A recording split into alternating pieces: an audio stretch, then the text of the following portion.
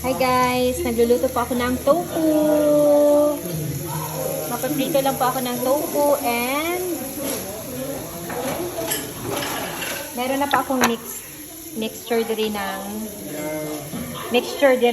Meron na pa akong mixture ng ano ito, toyo and apple cider vinegar and onion.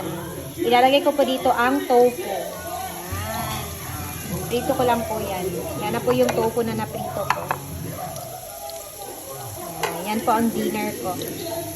And some vegetables.